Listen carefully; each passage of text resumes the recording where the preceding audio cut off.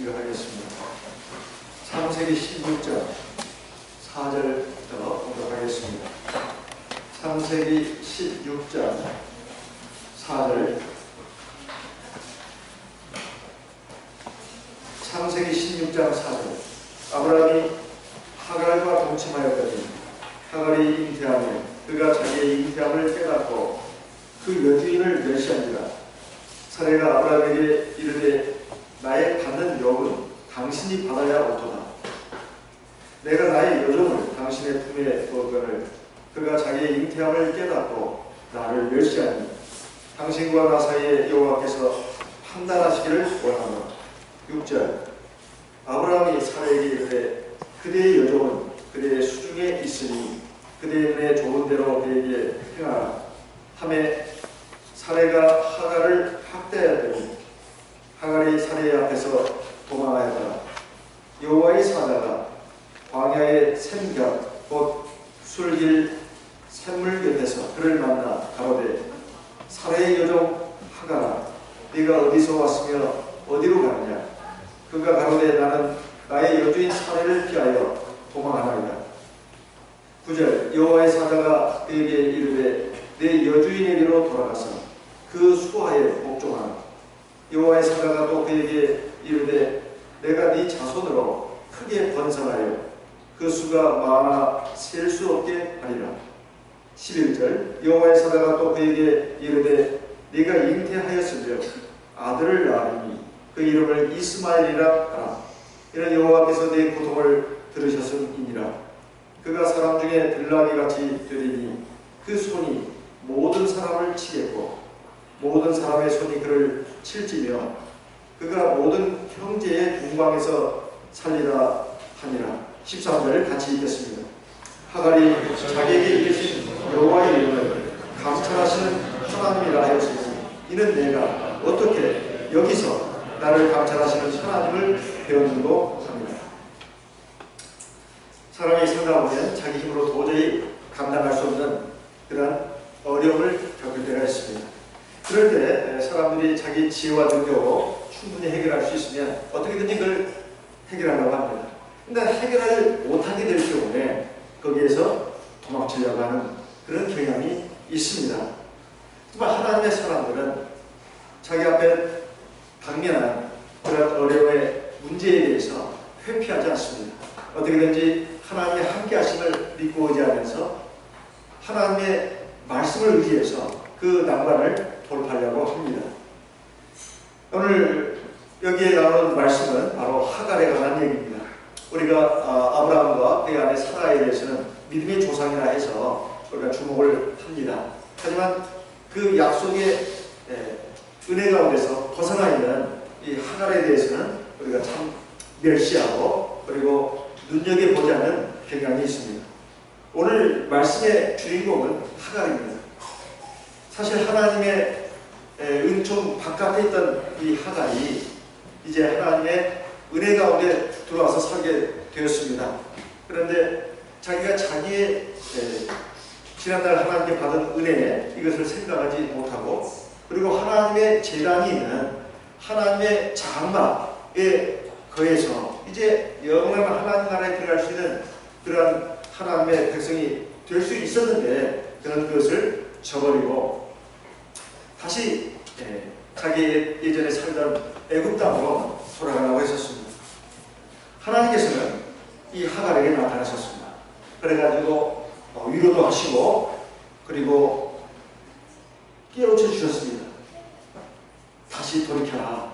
그리고 그에게 하나님께서 복을 약속하셨습니다. 이것이 오늘 나오는 말씀입니다. 먼저 이 하나님께서 천사의 모습으로 찾아오신 것을 볼 수가 있습니다. 여호와의 사자가 그에게 나타났다 그랬는데요. 성경에 보면 특별히 구약 성경에 하나님의 사자는 이 천사를 말하는 것입니다. 비록 하나님의 부르시는 종이지만 사실은 하나님 자신이 나타난 겁니다.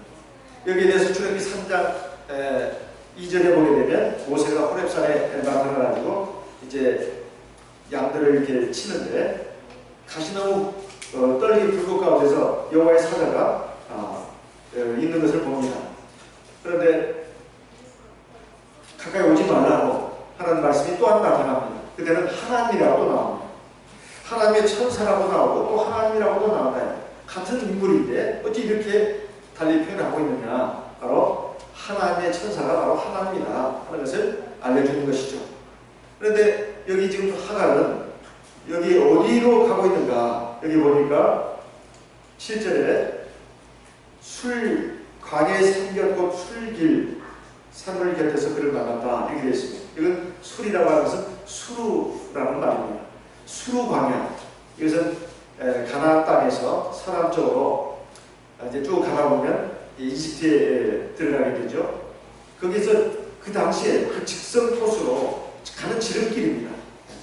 거기에서 하나님께서 천사의 모습으로 나타나셔가지고 하갈을 만나셨다 이런 말이에요. 이 죄악 세상 애고에서 나와가지고 유일하신 하나님을 경배하는 그러한 참으로 복된 이 자리 가운데 있었던 이 하갈이 어떻게 해서 이렇게 그것을 떠나게 됐는가. 우리 여기 참 말씀에 나와 있듯이 바로 자기에게 지금 주어지는 육신의 고통이 너무나 힘든 겁니다. 괴로운 거예요.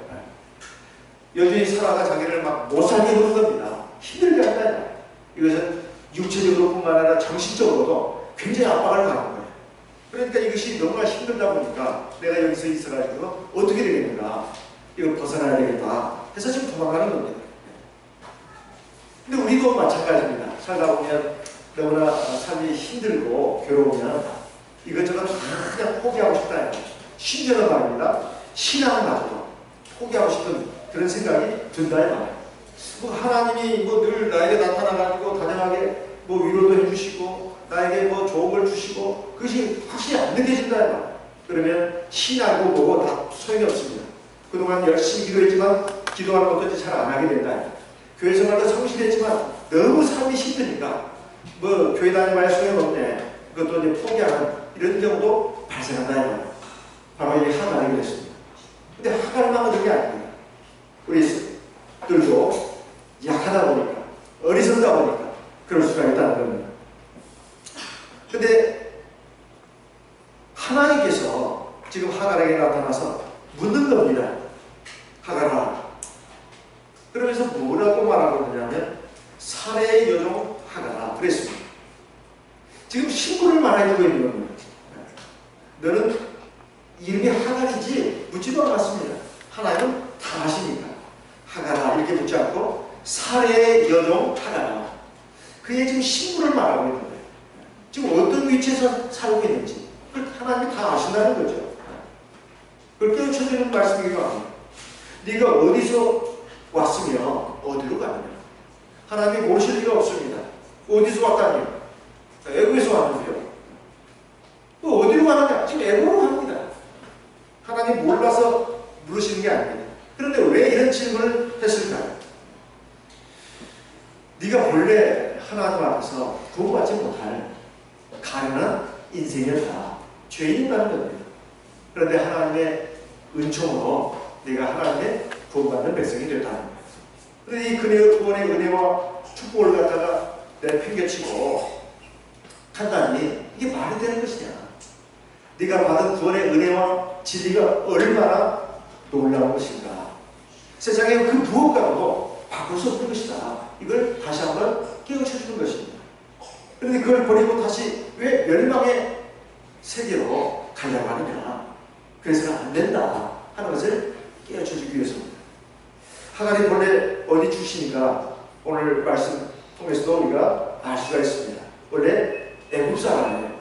근데 어떻게 이 아브라함의 집안에 들어오게 됐을까요? 창세기 12장에 잘 나옵니다. 약속의 땅 가나안에 아브라함과 사레와 그의 가족들이 왔지만 기근이 닥치지 않았습니까? 하나님께 붙지도 않고 상의도 안 하고 아브라함은 모든 걸 이끌고 애굽으로 내려가죠. 근데 거기에서 바로 왕과 신하들이 아브라함의 아내를 보고 그 미모에 반했습니다. 근데 아브라함은 자기의 목숨 혹시 달아날까봐 걱정이 돼서 누이라고 거짓말을 했죠. 그러니까 뭐 아주 안심을 했습니다. 그래서 그 바로 왕이 사례를 갖다가 공으로 드렸죠. 신하들이 드렸죠. 그래서 이제 결혼을 위해서 이제 준비를 하고 있는 그 기간입니다. 그러면서 아브라함에게는 이 바로 왕이 양과 소와 노비와 그리고 암수 나귀와 나타를 선물로 줬다. 이것이 창세기 12장에 나옵니다. 그 노비 가운데, 즉 노예 가운데 이 하갈이 들어있었어요. 하나님이 주거적으로 개입하셔가지고 아브라함이 큰 공경에서 벗어났습니다. 그래가지고 이제 가나안 땅으로 들어왔는데 그때 같이 따라온 이 끌려온 사람이 바로 이 하갈이 그 중에 한 사람이었다 이 말입니다. 그러니까 하갈은 사실 노비 중에 노비였습니다.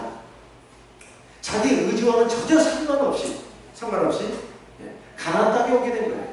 옛날 노예는 하나의 물건, 상품에 불과했습니다. 집에서 다루는 가축의 그 한 종류로 봤다. 물론 말할 줄 아는 그런 짐승이죠. 그만큼 옛날에는 노예의 신분이 형편이 없었어요. 이 종의 신분을 가진 여자였습니다. 육신적으로 말할 것 같으면 아주 기구한 운명의 주인공입니다. 노예가 된 것도 이게 서럽게 짝이 없습니다. 그런데 자기 의지와 상관없이 자기 살던 고향 땅을 떠나서 이 가나안 땅으로 들어오게 됐다는 이거 정말 얼마나 슬픈 일입니까? 그럼에도 불구하고 말이에요. 이 하갈이 가난한 여인이었을까요? 그렇지 않습니다. 비록 삶의 과정이 순탄치 않았고 그리고 정말로 서글프고 참 비참한 운명을 걸머지고 살아온 사람이지만은 가나안 땅에 들어왔다고 하는 그리고 그것도 하나님의 믿음의 조상 아브라함 집에 들어왔다고 하는 것이 이게 얼마나 큰 복인지 모른다. 이제 하나님 약속의 집에 들어왔다는 겁니다. 참 하나님을 진실로 섬기는 제단이 있고 그 제단에는 장막에서 사는 사람이 됐다는 것이 얼마나 큰 복이냐 이 말이에요. 근데 이것을 망각하고 원래 자신이 살던 이 죄악의 세계로 돌아가려고 했던 거 이거 잘못된 것이다. 하나님이 깨우쳐 주는 겁니다. 근데 하갈은 이것저것 생각하지 않는 거예요. 그냥 당장 내가 지금 당하고 있는 고통, 어려움 이것만 생각하는 겁니다. 이것이 대체 어떻게 해서 왔는지 생각을 안 하는 거예요. 사실 아브라함이나 사라나 좋은 사람들입니다. 믿음의 사람들이에요. 하나님을 경외하는 사람들입니다. 인자와 긍휼을 베풀 줄 아는 사람들이에요. 그러니까 종이라도 아브라함 집의 종은 다른 집안의 종과 같지 않다. 비록 노예지만 다르다. 신고살이라 하더라도 이 집에 와서 신고살이하면 이건 땡잡은 겁니다. 사람을 사람으로 대접해 줄 줄 아는 그 주인들이다. 근데 자기가 이제 여주인 사라로부터 얼마나 예쁨을 받았겠습니까? 그 집에는 남자 종들만 있는 게 아니라 여자 종들도 상당히 있었을 거예요. 근데 자기 남편이 아이를 못 낳으니까 사라가 자기 남편을 사랑하는 마음으로 이 집안에 대가 잇게 돼서는 안 되겠다 싶어가지고 대를 잇게 해야 되겠다. 그러면 이제 성을 줘야 되잖아요. 그러면 사라의 입장에서 봤을 때는 가장 믿을 만한 사람을 남편에게 처음으로 주지 않았겠습니까? 그냥 젊고 건강한 것만 가도 되는 게 아닙니다. 이쁜 것만 가지고 되는 게 아니에요. 날씬한 것 가지고 되는 게 아니에요. 딱 보면은 첫째는 신체가 건강해야 되겠죠. 근데 건강한 것만 가지고 될까요? 안 되는 것입니다. 그 하는 행동도 바르고 착하고 성실하고 예뻐야 된다. 그래서 신뢰할 만한 사람이어야 됩니다.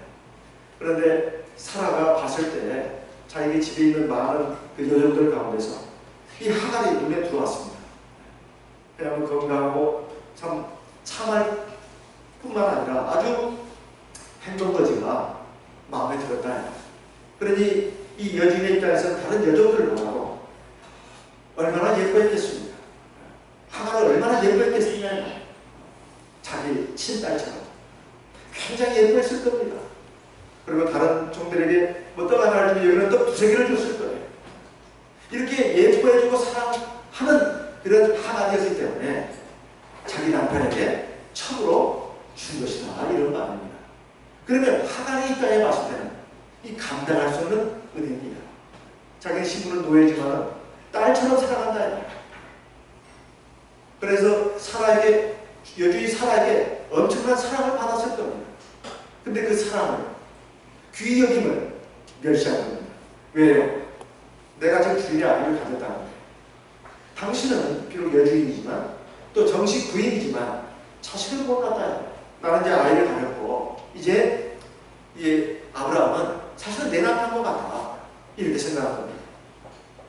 아들을 가진 것은, 아이를 가진 것은 좋습니다. 그런데 여주인 사라에게서 받은 그 사랑, 그 은총을 갖다가 이렇게 배신할 수 있냐? 이거 배은망덕이라고 합니다. 그리고 오만방자한 것입니다. 자기 신분을 잊어버린 거예요. 아무리 주인의 아이를 가졌다 하더라도 여전히 신분은 노예인 것입니다. 그러면 노예답게 겸손해야 되잖아요. 그런데 자기가 지금 굉장한 은총을 누리니까 아주 교만해진 거예요. 이 사람도 마찬가지입니다. 원래는 겸손했던 사람이 교만해지는 경우도 있어요. 뭐가 일이 잘 되고 뭔가 세상적으로 또 좋아지고 뭔가 큰 돈을 벌고 뭐 이렇게 해서 아주 사람들이 아주 우러러보는 위치에 가면 교만해지기도 합니다. 그러나 착각해서는 안 됩니다. 사실 이 모든 것이 하나님이 주신 거예요. 사람이 누가 부잣집에 태어나고 싶지 않고 머리 좋은 집안에 태어나고 싶지 않은 사람이 어디가 있겠습니까? 이 태어나는 것은 운명입니다. 하나님이 저 시골 깡촌에 태어나게 하시고 아주 못 배운 부모 밑에서 태어나게 하시고 어려운 가정에 태어나게 하시고 이건 사람이 택할 수 있는 부분이 아니에요. 물론 사람이 노력을 해서 잘 되기도 합니다. 그러나 비록 바탕이 안 돼 있으면 노력을 해서 되는 게 아니에요. 기본적으로 이 지혜와 능력을 타고나야 합니다. 그래서 사실 능력이 사실 80% 이상을 차지하는 거예요. 다만 환경이, 여건이 또 주어져야 되죠. 환경과 여건이 주어지지 않으면 세상에서 성공하기 힘듭니다. 그래서 그런 환경이나 여건도 사실 하나님이 허락하시는 거예요. 전도서 9장 11절에 보면 그 유명한 말씀이 나오지 않습니까? 사람이 유력자라고 해서 식물을 얻는 것이 아니다. 그렇게 말씀하고 있습니다. 전쟁에 승리하는 것이 아니고 지혜자라고 식물을 얻는 것이 아니고 명철자라고 재물을 얻는 것이 아니고 기능자라고 점을 입는 것이 아니고 오직 시기와 우연이 모든 사람에게 임하는데 그것에 의해서 성패가 결정된다. 이렇게 말씀하고 있습니다. 그 지혜와 능력도 하나님이 주실 뿐만 아니라 인생의 모든 시기와 그 우연이라고 하는 그 끈을 가지고 인생을 승리하시는 겁니다. 그래서 모든 영광을 하나님께 돌려야 된다. 이런 말입니다. 고린도전서 4장 7절에 보면 네가 어찌 받지 않은 것 같이 자랑하느냐. 모든 것이 다 하나님께서 주신 것인데 어찌 너가 그렇게 교만하느냐. 이런 말씀도 나오지 않습니까? 그래서 이 하나는 내가 지금 이런 고난을 당하고 어려움을 겪는 것이 어디서부터 왔는가. 이것을 생각을 했어야 합니다. 그냥 괜히 사람을 또 미워할 거예요. 저 여자가 여자 옆에 내가 말이야. 주인이라고 나한테 주인 노릇하네. 세상에 그럴 수가 있어. 옛날에 나한테 잘해줬는데 왜 나에게 지금 이렇게 학대를 한단 말이야. 사람은 자기 잘못을 모릅니다. 이게 비극이에요. 자기는 다 잘했다 생각하고 남이 잘못했다고 생각한단 말이야. 그래가지고 남을 비판하고 원망하는데 아주 이 습관이 되어 있습니다. 사람들은 거의 다 그렇습니다. 그렇지 않은 사람 자기는 모래밭에서 발을 찾기가 어려워요. 자기가 잘못했는데도 지금 잘못해서 지금 이 어려움이 왔는데도 그렇게 나지 못하는 거예요. 자기는 잘했는데 하나님이 잘못하고 있고 다른 사람이 잘못하고 있고 그런데 하나는 그것을 생각하지 않는 거예요. 무조건 지금 내가 이렇게 잘못했으니까 여주인한테 내가 잘못했습니다. 내 교만한 어리석음 용서해 주십시오. 이게 할 줄은 모르는 거예요. 그냥 지금 당하고 있는 이것이 너무 성질 나는 겁니다. 화딱지 나는 거예요. 그리고 참을 수 없는 겁니다. 나 지금 아이를 가졌는데 주인이 아이를 가졌는데 나를 이렇게 학대하는 거예요. 그것만 생각하는 거예요. 그 앞에 자기가 하는 행동은 전혀 생각을 안 하는 겁니다. 네가 어디서 왔으며 어디로 가느냐. 이것은 하나님께서 하나에게 너를 돌아와라. 이것입니다. 그래서 전도서 7장 14절에 보면 형통한 날에는 기뻐하고 곤고한 날에는 생각하라. 이렇게 말씀하고 있습니다. 하나님이 두 가지를 병행하게 하사 사람으로 장래 일을 능히 헤아려 알지 못하게 하시는구나. 이렇게 말씀하고 있어요. 형 도망가려는 기뻐해라. 이건 하나님께 감사하고 영광을 돌리라는 말이에요. 그러니까 건도한다는, 즉 괴로움이 있고 힘들다는 생각하라는 거예요. 뭘 생각하라는 거예요? 자기에 대해서, 자기의 지난날에 대해서, 그리고 나의 행동에 대해서, 이런 것들을 좀 살펴보라는 거예요. 그리고 반성하는 것입니다. 근데 우리는 모두 그렇게 하지 않습니다. 나를 돌아보지 않는다. 내 말과 행동에 문제가 있다는 생각을 하지 않습니다. 뭐 남이 잘못한 거예요. 이것이 우리가 하나님 앞에서 생각해야 할 점입니다. 그리고 하나님께서는 말씀하십니다. 뭐라고 말씀하시느냐. 그러니까 이제 그렇게 말하니까 하갈이 말했습니다. 나는 내 여주인 사례를 피하여 도망하나요. 지금 객관적인 사실만 말하는 거예요. 내가 지금 여주인 사라 무서워서 지금 도망갑니다. 내가 지금 이렇게 했고 이거 뭐 구체적으로 말하고 있지 않아요. 지금 당하고 있는 현실만 지금 말하고 있는 겁니다. 살아다가 지금 나를 힘들게 했다는 거죠. 괴롭게 한다는 겁니다. 그래서 내가 그 사람하고 그 인간하고는 같이 한 지방 안에서 살 수가 없습니다. 내가 감당할 수가 없어요. 그래서 나는 도망가는 겁니다. 지금 자기의 잘못은 전혀 말하고 있지 않습니다. 그냥 여전히 살아가 넘어간다는 거죠. 그래서 저는 피해서 좀 도망간다고 이 현실만 좀 말하고 있는 겁니다. 그러니까 하나님께서 뭐라고 말씀하십니까? 내가 다 너 이해한다. 네 잘했다. 네 주인 잘못했다. 말씀하고 있지 않습니다. 뭐라고 말씀하죠? 네 여주인 사라이로 돌아가라. 이렇게 말씀합니다. 그리고 그 수하에 복종하라. 이렇게 말씀하고 있습니다. 네 여주인에게 돌아가라. 여주인 잘못했다. 하나님 말씀하지 않았습니다. 그 여주인에게 돌아가라. 그리고 거기에 복종해라. 이렇게 말씀하고 있다. 이것이 하나님께서 하갈에게 하신 말씀입니다. 이것이 어떻게 생각하면 굉장히 현실을 모르고 또 하갈의 입장은 전혀 고려하지 않고 한 말일 수 있습니다. 그러나 그렇지 않습니다. 여기는 하나님의 공유와 사랑이 다 들어있어요. 첫째는 사랑이 들어있습니다. 네가 그게 아무리 힘들고 어렵더라도 네 여전히 사랑을 쳐다보기도 쉽고 같이 살고 싶지 않더라도 너는 가야겠다. 왜? 거기에 구원이 있으니까. 거기에 하나님의 은총이 있고 참복이 있으니까. 그게 돌아가야 된다는 겁니다.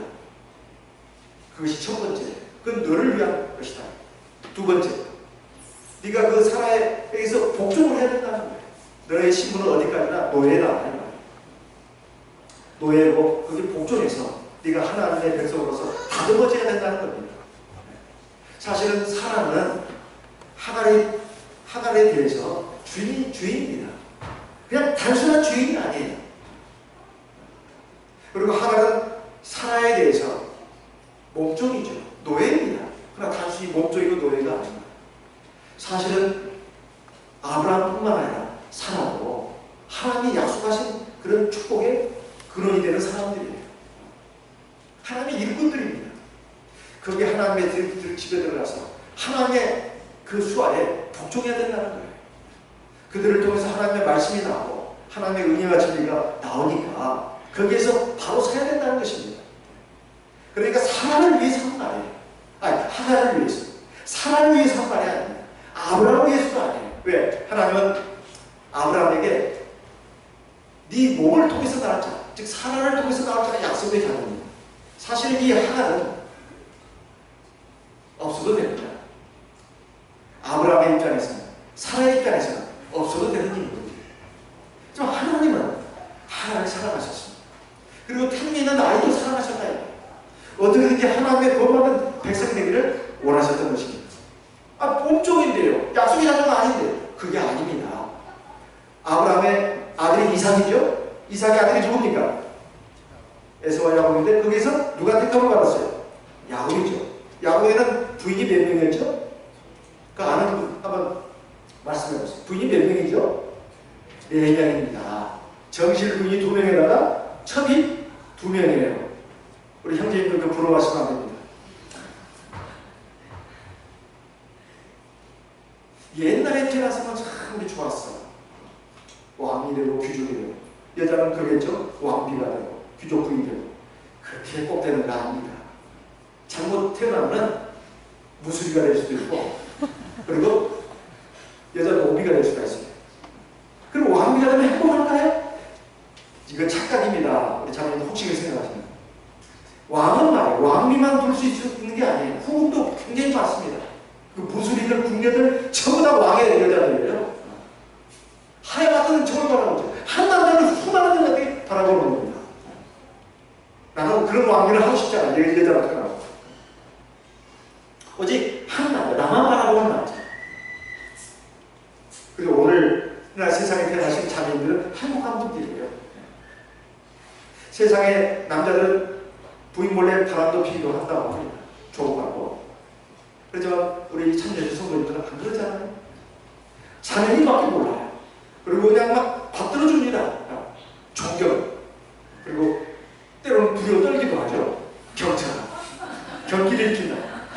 그만큼 이 존중받는 시대에 태어난 우리 자매님들 얼마나 행복한 사람들이냐. 그리고 얼마나 위해줍니까. 말 한마디 들으면 내 하고는 막 하잖아요. 아침에 눈도 부인 허락받고 떼야 되는 경우도 있다고 합니다. 이러니 오늘날 세상에 태어나신 분들은 얼마나 좋냐. 그러니까 사라의 입장에서는 하갈은 없어도 되는 인물이에요. 하나님은 그게 아닙니다. 하갈도 그 태중에는 아이도 사랑하신 거예요. 그런데 아까 야곱 얘기가 끝났습니다. 아까 야곱은 레아와 라헬이 있다고 했습니다. 두 형제가들이 막 경쟁을 하는데 이게 비극 아니에요? 한 남자를 놓고 말 아이 낳기 경쟁이 벌어진 거예요. 아들 낳기.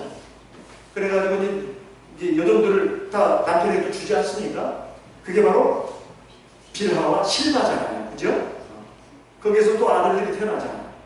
그러면 그 종들에서 태어났으니까 다 이방 여인들입니다. 빌하와 실바. 그들에서 태어난 아이들이 야곱의 12지파, 이스라엘 12지파에 들어갔습니까? 안 들어갔습니까? 들어갔어요. 들어갔습니다.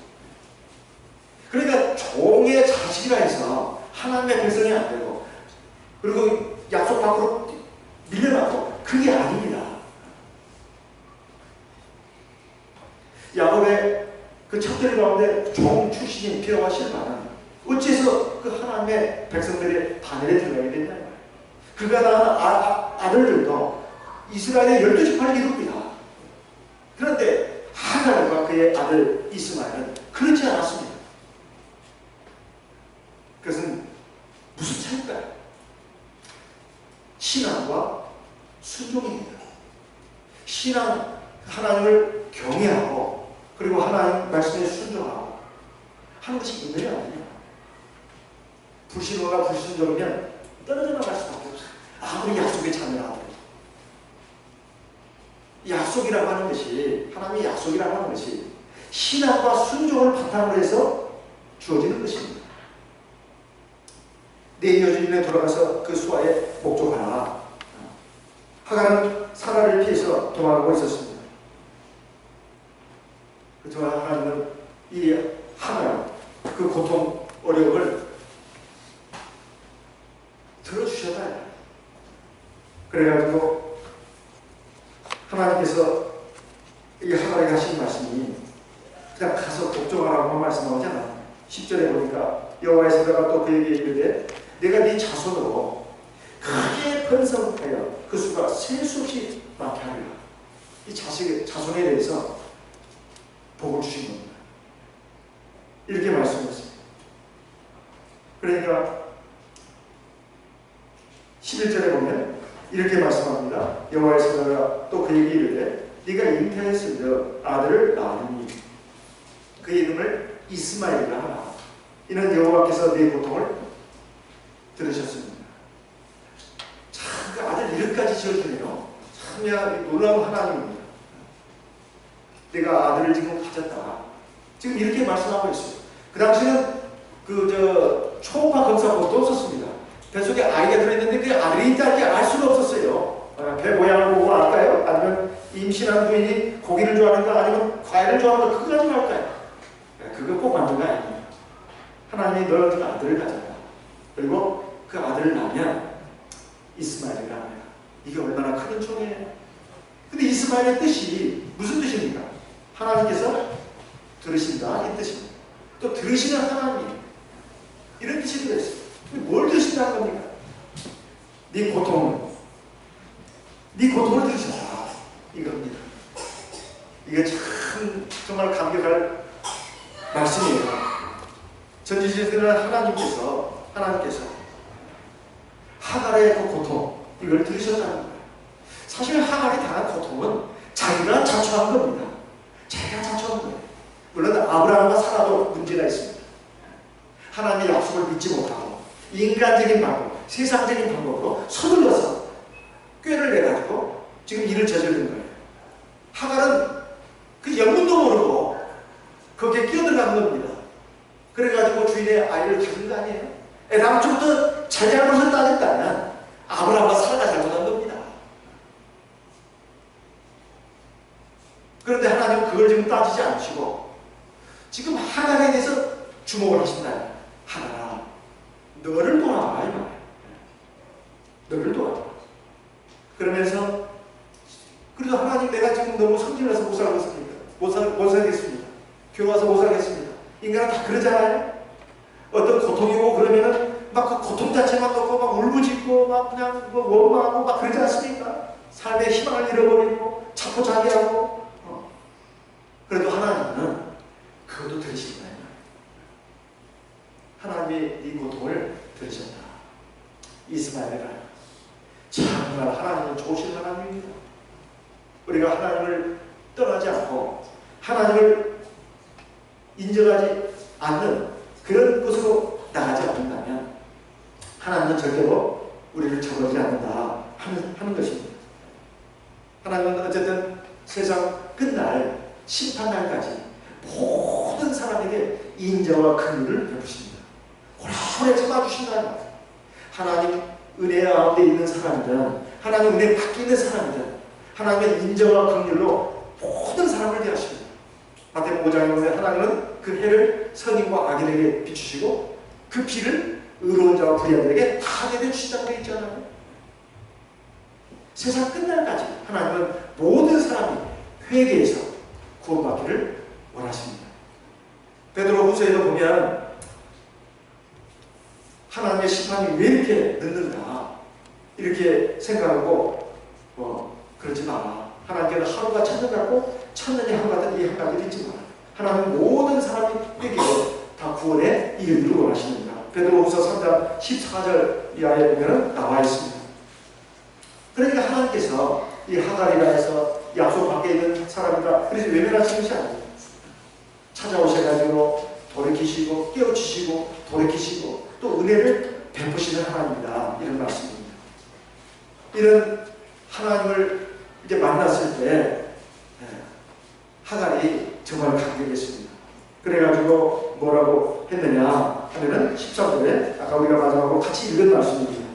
하갈이 자기에게 주신 여호와의 이름을 감찰하시는 하나님이라 하였으니 이는 내가 어떻게 여기서 나를 감찰하시는 하나님을 배워준가 하냐. 우리가 살아가면서 하나님 눈이 안 보입니다. 기도에도 특별한 음성으로 우리에게 말씀하신 것도 아니고 하나님이 나타나 손을 내 잡아주는 것도 아니고 그러니까 하나님이 안 계신 것처럼 생각될 때가 많아. 왜 그럴까요? 우리 약하니 우리는 또 물질 세계만 눈으로 봅니다. 우리는 현재만 주목하고 미래를 내다보지 않는다.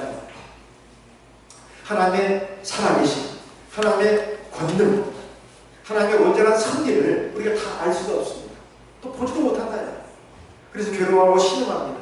눈물을 흘리고 탄식합니다. 밤에도 잠이 안 온다 말이야. 걱정, 의심, 불안. 그래도 잊어서는 안 되는 게 있습니다. 하나님 우리를 다 보고 있다는 거예요.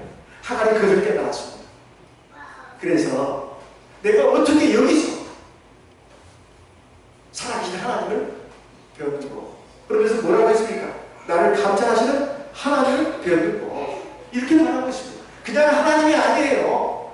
나를 감찰하시는 감이 뭐죠? 살필 감, 살필 차례입니다. 나를 다 보고 살피시는 그 하나님을 내가 어떻게 여기서 만날 수가 있었단 말이야 하면서 놀래가지고 지금 이렇게 말하고 있는 것입니다. 그래서 그 새 이름을 갖다가 부엘라 헤로이라고 했다고 말해요. 우리 교회에 들어오신 성도님들 가운데 이런저런 여유로 들어오신 분들이 많습니다. 내가 특별히 지금도 기억에 남는 자녀님이 한 분 계십니다. 이분 일반 교회에서 굉장히 신앙생활을 열심히 하신 분이에요. 얼마나 열심히 했냐? 하나님 믿는 이 신앙이 너무 좋아가지고 신학까지 했습니다. 신학까지. 신학교 들어갔어요. 그래가지고 뭐가 됐다고요? 전도사가 됐습니다. 근데 전도사가 되는 그 과정에서 그랬는지 이분이 영을 받았습니다. 이분은 성령을 받았다고 생각을 했어요. 그래서 방언을 막 한다고 하니까 처음에는 교회에서도 놀랬습니다. 아, 이거 하나님께 큰 은사가 받았다. 그런데 이 사람은 더 신발이 나오지. 그런데 막 좀 이상한 행동들을 하는 겁니다. 그래가지고 이거 뭐 이 귀신이 그랬다는 걸로 또 이게 바뀌어버린 거예요. 그래가지고 이제 목사님이 그랬는지 누가 그랬는지 귀신을 쫓아내야 된다고 그러면서 일반 교회에서는 막 안수를 막 때려 패듯이 하는 그 목사님도 계신가 봐요. 제가 살살 하는데 어쨌든 우리 목사님 대부분 다 부정했지 않습니까? 일반 교회는 이제 귀신 쫓아내려면 우리 쫓아낸다고 막 때려 패버린가 봐요. 평상시에 이제 마음이 좀 안 들었으면 또 강하게 또 때려 패겠죠. 그러다 보니까 굉장히 막 폭행을 당하고 그러다 보니까 정신병까지 들어가게 됐어요. 또 이분은 기도하다가 입에서 거품을 흘리고 뒤로 넘어지기도 하고 그랬다고 합니다. 이분의 간증이에요. 그런데 하나님께서 이분을 주목하셨습니다. 그래서 우리 교회 어떤 장모님을 알게 됐어요. 아마 길 가다가 만났는지 시장에서 만났는지 내가 그 정확한 것은 잘 모르겠습니다. 그래서 우리 교회 진리를 소개받습니다. 그러니까 그런 진리가 다 있나 그러면서 이제 우리 교회로 오게 됐어요. 그래가지고 세례 받으시고 그 사령은 쫓겨나고 다시 성령을 받았습니다. 그리고 그때 받았던 것은 성령이 아니고 사령이다. 그래서 이제 그 사령을 쫓아내고 성령을 받았어요. 그래가지고 우리 교회에서 믿음 생활을 아주 성실하게 하게 됐습니다. 그런데 그 남편 되시는 분이 우리 교회가 있는 그 도시 근교 시골 농촌에서 화훼 농업을 하고 있었어요. 그래서 꽃을 재배하는 거죠. 빈하우스를 크게 지어놓고 거기에 꽃을 재배해가지고 그 도시에다가 하는 그 일을 했습니다. 꽃집에서 그 집에 와서 이제 도매로 떼가는 거예요. 근데 이분은 교회를 안 나가는 분이고 무신론자입니다. 자기 아내가 교회에 들어가서 미쳤다는 거죠. 그래가지고 굉장히 막 야단을 치고 아주 핍박을 했습니다. 그런데 우리 교회에 이제 들어와가지고 이제 정상이 된 거죠. 참 세례를 받고 참 성령을 받아서 온전한 사람이 됐습니다. 그런데도 이 남편은 그걸 모르고 있었습니다. 남편 몰래 이제 한 번씩 도시에 나오면은 병원에 들어가지고 뭐 한 달마다 몇 달마다 병원에 약을 이렇게 타가고 있었습니다. 그러면서 우리 교회를 이렇게 나오고 있었어요. 근데 이제 이 자매님이 믿음이 들어갔습니다. 믿음이 들어가가지고 우리 남편도 이제 전도를 해야 되겠다. 내가 과거에는 장로교에서 잘못된 신앙을 가졌지만은 또 잘못된 영을 받았지만 이제는 참 구원을 받았다. 근데 이 참 진리를 이 남편에게도 전해야겠다. 그래가지고 제가 이제 그 교회 부임해가지고 몇 달이 됐는데 그분은 좀 뒤늦게 우리 집도 신방에 달라고 목사님 여기 요청이 들어왔습니다. 그래서 장로님, 교회 장로님, 집사님 또 구역장님과 함께 교회 차를 타고 거기를 갔습니다. 교회에서 거기까지 아마 1시간 정도 걸렸던 것 같아요. 1시간 반 정도 시외입니다. 그래서 가서 보니까 논밭이 있고 비닐하우스가 있는데 그 집에 이제 들어가게 됐어요. 이제 목사님을 모시고 예배를 드리겠다는 거죠. 그런데 이 부인이 되는 자매님이 남편한테 이 허락을 안 받은 것 같아요. 이제 우리를 보니까 당신들 어디서 왔냐고. 우리 교회에서 왔습니다. 그러더니 굉장히 험상궂은 얼굴이 되면서 자기 아내한테 이렇게 말하는 거예요. 너 이리 와. 그래가지고 그 비닐하우스 안에 보면은 그 아이의 방을 또 이렇게 만들어 놨어요. 그걸 이제 들고 자꾸 들어가는 겁니다. 근데 거기서 막 비명 소리가 들리는 거예요. 와!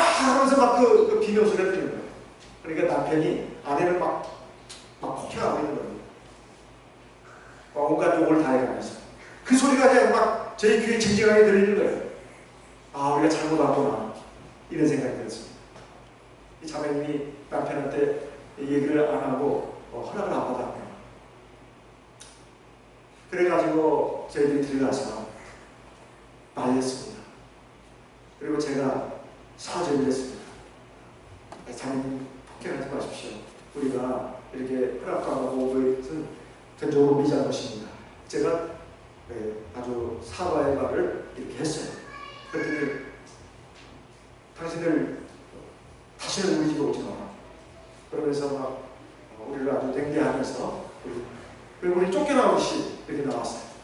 나오면서 가만히 이렇게 교회로 가면서 차 안에서 그 자매를 그렇게 불쌍할 수가 없어요.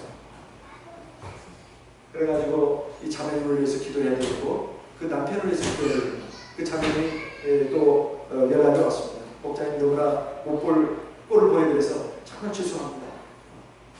제 남편을 위해서 기도해 주십시오. 이런 걸 했어요. 그런데 이 자매님이 당분간 교회를 못 나오겠다고 이렇게 얘기를 했지만 이제 시내 약방으로 올 때 몸이 안 좋았습니다. 병원에 들면 이제 병원에 가는 건 허락을 합니다. 남편이. 그래가지고 병원에 다녀가면 꼭 교회에 옵니다. 와가지고 목사님 저를 위해서 예배를 드려주세요. 그러는 거예요. 그러면 그분을 놓고 저 집사람과 같이 예배를 드렸습니다. 근데 얼마나 간절하게 드렸는지. 그리고 기도하면서 울기까지 합니다. 그럼 이제 안수기도를 하죠. 하나님 이 자매에게 힘을 주십시오. 이런 이제 뜻으로 안수기도를 하는데 교회 이제 그 당시에는 이제 지금은 이제 뭐 유튜브라든가 인터넷 다 올라가지만은 설교를 녹음한 거 테이프를 잔뜩 가져갑니다. 그래서 혼자 이제 듣는 거죠. 그래서 예배를 드리는 겁니다. 그런데 그러다가 이것이 또 발각이 났어요. 남편한테. 그래가지고 남편이 그냥 술을 그냥 잔뜩 마시고는 집으로 그 이제 처갓집으로 찾아갑니다. 그 시 안에 그 처갓집이 있어요. 그래가지고 이제 그 골목으로 들어가가지고 이제 그 앞에 그 슈퍼가 있는데 거기서 막 까만 소주를 막 몇 병을 마시는 겁니다. 술이 잔뜩 취해가지고 이제 처갓집에 들어갑니다. 그래가지고 장모야 하면서 막 빠지는 거죠. 대체 이런 딸을 어떻게 시집을 보냈냐고. 내가 이런 옆에 데리고 산다는 것이 나한테는 아주 큰 고통이라고. 엉뚱한 그 예술쟁이한테 빠져가지고 이렇게 됐으니 장모야 나도 입 있으면 말이라도 해봐. 근데 장모 되신 분이 한 말 갖고 그냥 그러고 있었습니다. 그런데 이분이 말해요. 그 마룻바닥에서 그렇게 막 고성을 지르면서 장모를 막 질책하는 거예요. 그래서 잠이 들었습니다. 근데 갑자기 깼어요. 아마 그때 술을 많이 마셨으니까 이제 쉬야를 해야 되지 않겠습니까? 그래가지고 이제 마룻바닥에 올라가서 안방을 들어갔습니다. 그래서 장롱을 열었어요. 장롱을 열고 이제 바지춤을 내리고 이제 거기서 일을 본 겁니다. 포커스 같은 이제 물을 그다가 쏟아놓은 거죠. 그게 바로 오줌인데 장모가 그래서 소리를 하는 걸 보니까 이 사이가 그 짓을 하고 있는 거예요. 장모가 막 소리를 냈다 질렀습니다. 야 이놈아, 미친놈은 내 딸이 아니라 바로 너구나.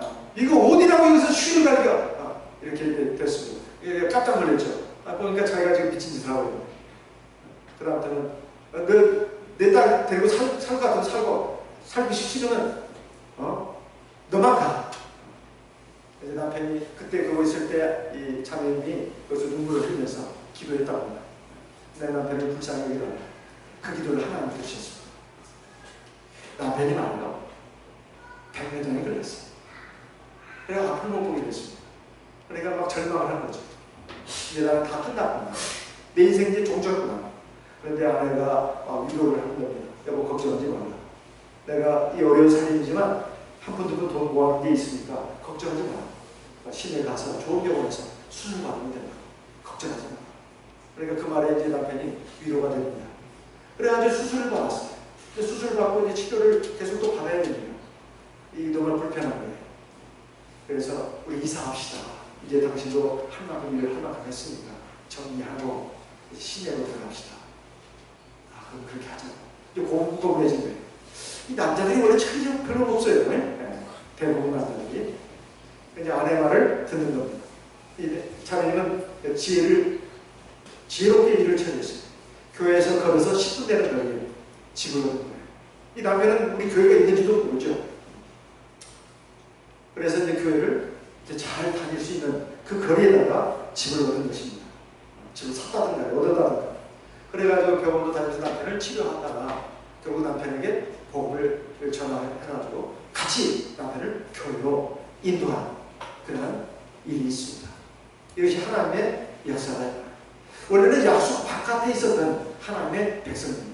하나님의 참 생명, 참 진리, 참 성령이 없는 그런 곳에서 살았던 이 자매님이 하나님의 긍휼을 입어가지고 하나님의 약속의 자녀가 되었습니다.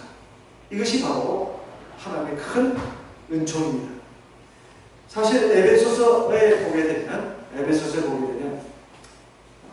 갈라디아서에도 나오지만 하나님의 약속 바깥에 있던 그런 사람들이 하나님의 긍휼을 입어가지고 이제 약속의 자녀가 됐다, 이런 말씀이 있습니다. 바로 이 자매님이 그랬습니다. 저와 여러분도 마찬가지입니다. 우리 원래 육신적으로는 유대인이 아닙니다. 우리 이방인들이다. 하지만 하나님의 긍휼을 입어서 영적 유대인이 된 사람들입니다. 모세가 애굽에서 200만을 이끌고 나올 때 유대인들만 나온 게 아닙니다. 이스라엘 백성만 나온 게 아니에요. 거기에 많은 잡족들도 같이 따라 나왔어요. 하나님의 구원이라고 하는 것은 어떤 특정한 사람에게만 주어지는 게 아닙니다. 하나님을 진실로 경외하고 살아가는 모든 사람들에게 하나님의 구원은 임합니다. 우리가 살아가면서 하나님은 나 같은 것을 돌아보지 않을 거야. 내 믿음도 별것도 없고 내가 좀 세상적으로 살고 내 성질도 뭐 그 견뎌 갖고 이런 내가 뭔지 하나님이 나를 예뻐하실까? 그 자기 생각이에요. 그 생각 접어두고 하나님을 경외하고 하나님을 사랑하고 하나님 말씀에 따르는 그런 사람이 되는 것이 중요합니다. 그러면 하나님은 그것을 선으로 다 바꿔주십니다. 하나님은 비록 하나님 앞에 의인이 아니고 하나님 앞에 죄인으로서 살았다 하더라도 하나님의 긍휼 가운데 들어온 사람은 누구나 하는 것 없이 다 사랑하십니다. 우리의 고통 하나님 역시 마찬가지로 다 듣고 있다 이 말이에요. 하나님 나중에 이스마엘 어떻게 됐습니까? 이렇게 은총을 받고 들어왔지만 그게 오래 못 갔습니다. 그 이스마엘 그 어머니 하나를 그 성전을 그대로 닮았어요. 그럼 하나가 또 방임을 했겠죠. 두 모자가 약속의 자리에 이삭을 갖다가 핍박을 했다는 말이에요. 이건 아니지 않습니까? 그래서 결국은 사라가 이 여종의 아들 이스마엘을 쫓아가고 있을 때 아브라함이 굉장히 범인을 했어요. 그런데 자식인데 이걸 놓고 하나님께 물었더니 하나님이 뭐라고 말씀하십니까? 아브라함아, 그걸 왜 나한테 묻냐? 네 본부인 사라가 너무한 거야. 그러니까 사라를 잘 설득해라. 그렇게 말씀하지 않았습니다. 네 아내의 말을 들어라.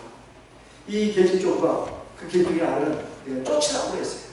하나님이 어떤 때는 이렇게 하갈에게 사랑과 긍휼과 은총을 베푸시고 어떤 때는 이렇게 뾰족하게 내치시냐는 말이에요. 하나님께 문제가 있었다면? 아닙니다.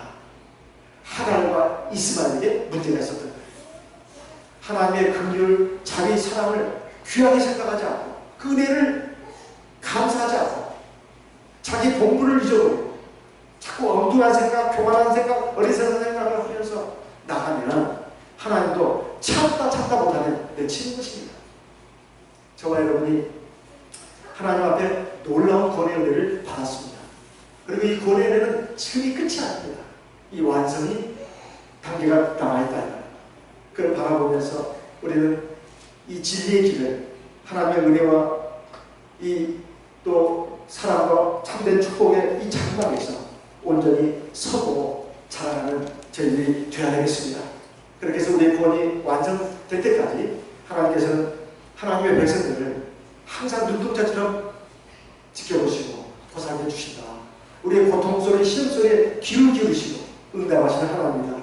이것을 알고 나가는 저희들이 되어야 되겠습니다. 시편 145편 읽고 마치도록 하겠습니다. 시편 145편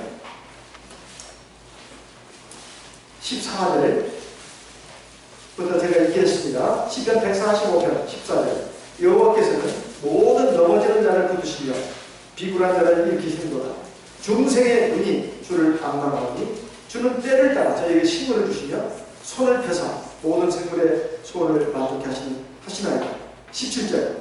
여호와께서는 그 모든 행위에 의로우시며 모든 행사에 은혜로우시도다. 18절.